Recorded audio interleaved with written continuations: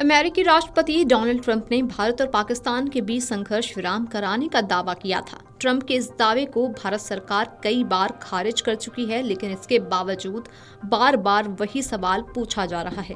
भारतीय विदेश मंत्री डॉक्टर एस जयशंकर इन दिनों जर्मनी के दौरे पर हैं।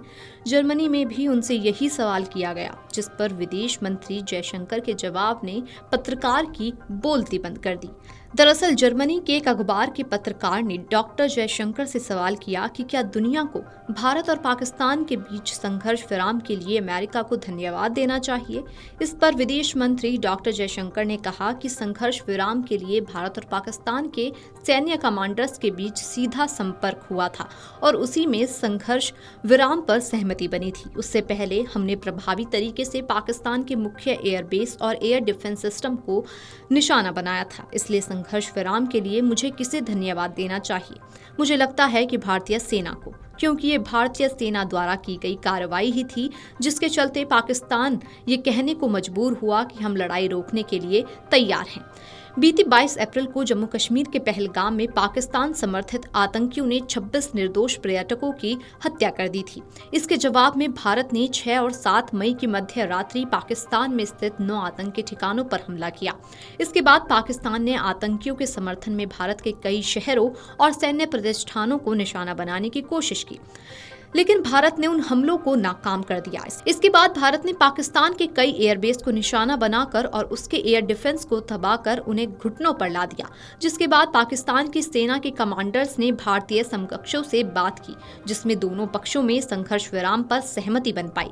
हालांकि ट्रंप प्रशासन ने भारत पाकिस्तान के संघर्ष विराम का श्रेय लेने की कोशिश की। पाकिस्तान ने भी अमेरिका को इसके लिए धन्यवाद कहा, लेकिन भारत ने अमेरिका की संघर्ष विराम में कोई भी भूमिका होने से साफ इनकार किया है। विदेश मंत्री एस जयशंकर पहले एक इंटरव्यू में बता चुके हैं कि अमेरिकी उपराष्ट्रपति जेडी वेंस और विदेश मंत्री मार्को रूबियो ने भारत से बात की थी, लेकिन उनकी भूमिका महज संघर्ष पर चिंता जताने तक थी। जयशंकर ने कहा था कि हमने सभी से स्पष्ट शब्दों में कह दिया था कि पाकिस्तान अगर लड़ाई रोकना चाहता है तो उसे खुद हमें बताना होगा, हम उनसे सुनना चाहते हैं। इसके बाद उनके जनरलों ने हमारे जनरल को फोन किया, जिसके बाद संघर्ष विराम हुआ। जर्मन अखबार के पत्रकार ने भारतीय विदेश मंत्री से परमाणु युद्ध को लेकर भी सवाल किए, जिस पर विदेश मंत्री ने भी हैरानी जताई। दरअसल पत्रकार ने पूछा कि भारत और पाकिस्तान संघर्ष के दौरान दुनिया परमाणु युद्ध से कितनी दूर थी। इस पर विदेश मंत्री ने कहा कि बहुत बहुत दूर थी। मैं सच बताऊं तो मैं इस सवाल से ही हैरान हूं।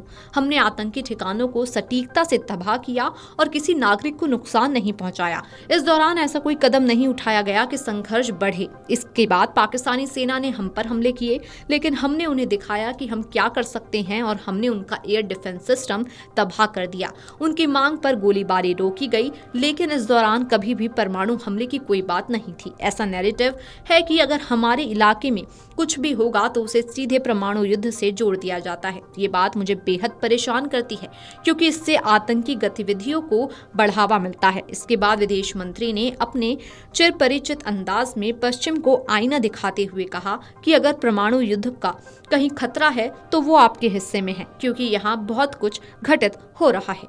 अमेरिकी राष्ट्रपति डोनाल्ड ट्रंप इसका क्रेडिट खुद ही लेते आ रहे हैं।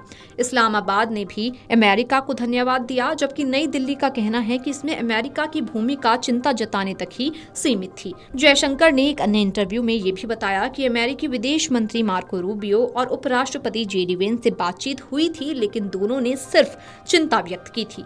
Video desk amarujala.com।